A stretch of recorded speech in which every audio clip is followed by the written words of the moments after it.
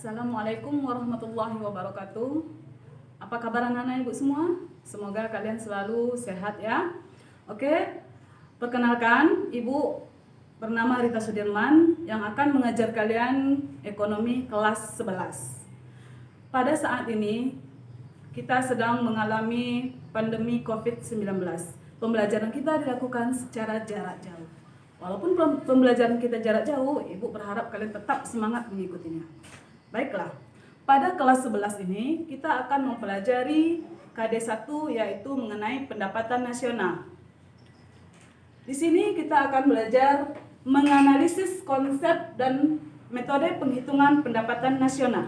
Adapun indikator-indikator yang harus kita pelajari yaitu yang pertama pengertian pendapatan nasional, kemudian manfaat dari menghitung pendapatan nasional, yang ketiga konsep PDB, PNB, NNP, dan PI. Kemudian berikutnya metode perhitungan pendapatan nasional, pengertian pendapatan per kapita, dan cara menghitung pendapatan per kapita.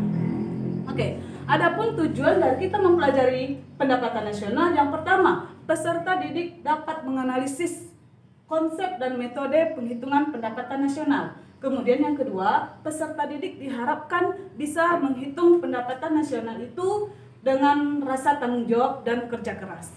Baiklah, kita langsung saja masuk ke materi pelajaran kita hari ini, yaitu pengertian dan manfaat perhitungan pendapatan nasional. Yang pertama kita lihat dulu pengertian dari pendapatan nasional atau national income, yaitu keseluruhan barang dan jasa yang dihasilkan oleh suatu negara dalam waktu 1 tahun. Ya, keseluruhan barang dan jasa yang dihasilkan oleh negara selama 1 tahun. Adapun di sini kamu lihat yaitu manfaat dari perhitungan pendapatan nasional. Ada 3 manfaat dari menghitung pendapatan nasional. Yang pertama kita lihat di sini untuk mengetahui struktur dari perekonomian suatu negara. Apakah negara tersebut industri, agraris, atau perdagangan. Sementara yang kedua yaitu untuk membandingkan perekonomian antar suatu negara. Apakah itu negara maju, negara yang sedang berkembang, atau yang lainnya. Oke, yang berikut yang terakhir yaitu untuk mengetahui perkembangan suatu negara. Apakah perekonomian negara tersebut naik, maju, stabil, atau bahkan mundur. Oke, kita masuk yang sekarang komponen dari pendapatan nasional. Yang pertama komponen dari pendapatan nasional adalah GDP atau Gross Domestic Product. Bahasa Indonesianya produk domestik bruto. Kita tahu dulu apa itu GDP. Oke, GDP itu adalah jumlah seluruh produksi yang dihasilkan masyarakat yang berada di dalam suatu negara, ya, ditambah dengan warga negara tersebut yang ada di luar negeri. Jadi dilihat di sini domestik, semua yang dihasilkan oleh daerah, misalnya Indonesia. Yang dihasilkan oleh Indonesia itu sendiri ditambah dengan yang dihasilkan oleh Indonesia yang ada di luar negeri. Oke, yang kedua kita masuk lagi GNP. GNP itu adalah Gross National Product atau produk nasional bruto. Keseluruhan, pengertiannya keseluruhan barang dan jasa yang dihasilkan oleh warga negara Indonesia itu ditambah dengan warga negara asing yang ada di Indonesia, ya. Jadi yang dilihat di sini nasional. Baiklah, tadi kita sudah mempelajari pengertian dari GNP. Sekarang kita masuk cara menghitung GNP. Rumus dari menghitung GNP itu ada 3. Ya, ada 3 rumus untuk menghitung GNP. Kamu boleh pakai salah satu dari yang 3 ini tergantung data yang kamu punya. Yang pertama di sini kita melihat GNP atau PNB adalah pendapatan WNI, ya, pendapatan WNI di dalam negeri dan pendapatan WNI di luar negeri. Itu kita jumlahkan. Jadi pendapatan WNI di dalam negeri ditambah dengan pendapatan WNI di luar negeri. Oke, rumus yang kedua di sini yaitu GDB atau PDB, pendapatan WNI di luar negeri dikurang dengan pendapatan WNA di dalam negeri. Ya, jadi kalau ada pendapatan WNA di dalam negeri itu dikurang. Kemudian yang ketiga, rumus yang ketiga di sini GNP atau PNB yaitu GDB atau PDB itu dikurang dengan faktor, ya, dari luar negeri. Pendapatan faktor neto dari luar negeri. Oke, setelah kita menghitung GNP, kita akan masuk komponen berikutnya yaitu NNP. Ya, apa itu NNP? NNP adalah panjangan dari Net National Product atau bahasa Indonesianya yaitu produk nasional bersih. Apalagi itu yang dikatakan dengan NNP?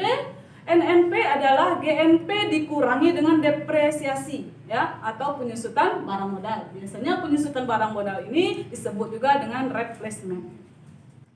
Baiklah, kita lanjut komponen pendapatan nasional yang keempat.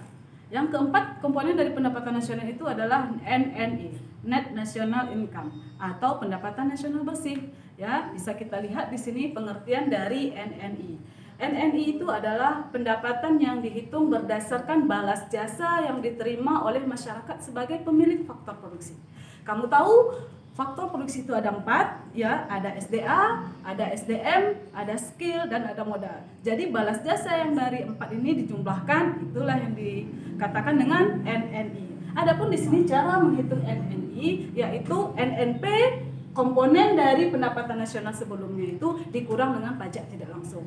Ya, adapun pajak tidak langsung itu adalah pajak yang bebannya bisa dialihkan kepada orang lain seperti pajak penjualan, pajak hadiah, dan lain-lain.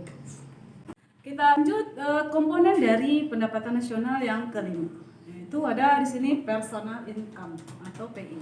PI itu adalah keseluruhan penerimaan masyarakat yang diterima oleh masyarakat, yang betul-betul sampai ke tangan masyarakat. Tentu saja penerimaan ini setelah kita kurangi dengan beberapa biaya. Salah satunya ada biaya asuransi, ada laba ditahan, ada pajak perseorangan, dan lain-lain. Ya, ditambah dengan transfer payment. Oke, di sini transfer payment itu adalah pembayaran yang dibayarkan oleh pemerintah bukan dalam bentuk pembelian barang dan jasa atau produksi, tetapi di sini berupa bantuan. Bisa misalnya seperti bantuan langsung, ya, BLT yang kamu terima. Nah, itu bisa dimasukkan contoh kepada transfer payment atau dana pensiun.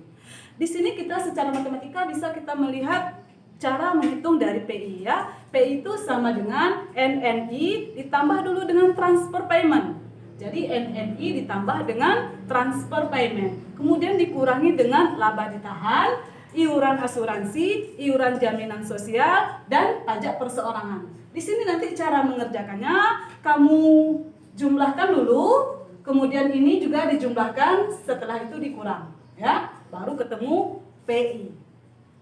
Baiklah anak-anak ibu, kita lanjut kepada konsep pendapatan nasional yang terakhir. Di sini ada DI atau disposable income. DI itu adalah pendapatan yang betul-betul yang kita terima setelah dikurangi dengan pajak. Jadi berapa sisa penerimaan kita setelah dikurang pajak? Di sini yang dikatakan pajak itu pajak penghasilan. Rumus untuk menghitung DI atau disposable income adalah PI atau personal income tadi dikurangi dengan pajak penghasilan, ya, dikurangi dengan pajak penghasilan yang kita bayarkan setiap tahunnya. Itulah pendapatan yang benar-benar kita terima yang bisa kita belanjakan. Demikianlah video pembelajaran tentang pendapatan nasional kali ini. Untuk lebih jelasnya, anak-anak ibu semua bisa mempelajari buku ekonomi kelas 11 yang telah dibagikan atau buku-buku lain yang relevan, ya, buku ekonomi kelas 11. Oke, sedikit motivasi dari ibu. Barang siapa yang tidak mau merasakan pahitnya belajar, ia akan merasakan hinanya kebodohan sepanjang hidupnya. Sampai jumpa di video pembelajaran berikutnya. Assalamualaikum warahmatullahi wabarakatuh.